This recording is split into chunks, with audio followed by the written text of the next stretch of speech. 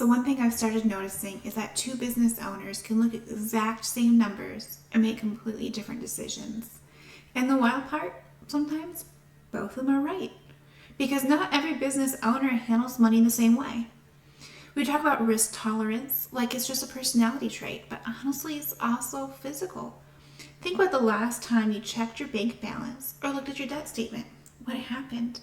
Did your chest tighten? Did your stomach drop a little? Some people see a loan as fuel. Other people feel like it's background noise that never fully shuts off. And if that pressure keeps you from making clear-headed decisions, then that debt is costing you more than just interest. But you can't just say, I'm a risk taker, and ignore the warning signs. There are still financial guardrails that matter. Things like, is your debt actually producing more profits? Or is the debt growing while your business stays flat? Because if the debt keeps climbing, but the profit doesn't, then you're not investing in growth anymore. You're subsidizing a leak. You also have to look at concentration risk. If most of your revenue depends on one client, one product, or one income stream, your business may be more fragile than it looks. Then there's the overhead creep. As businesses grow, it's easy to slowly add more subscriptions, more payroll, bigger offices, more expenses that quietly become permanent. And high fixed costs create pressure.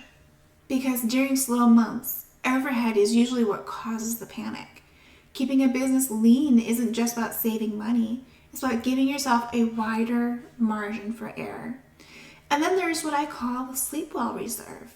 Every industry has benchmark numbers, but every owner also has a personal threshold where the stress starts affecting their decision making. If dropping below a certain cash number causes you to panic, chase bad fit clients, or make desperate short-term decisions just to bring money in, your reserve probably isn't high enough.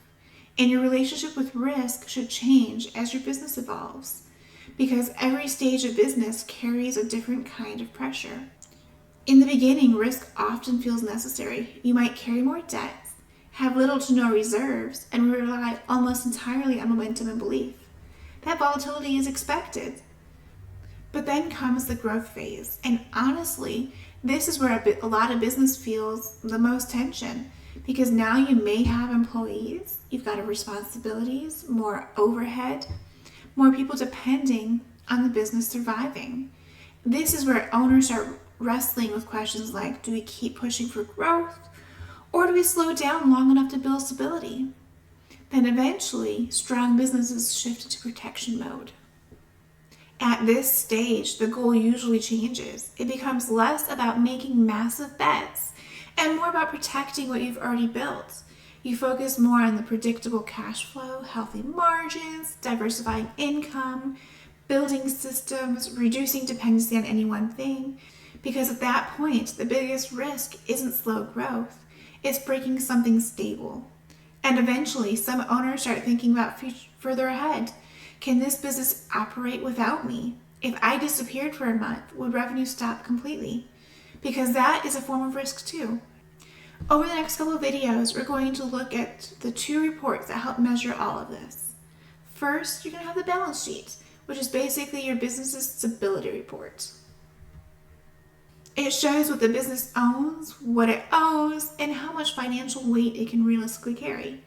And then we'll talk about cash flow, because you can have a profitable business on paper and still feel broke every month if the timing of the money is off.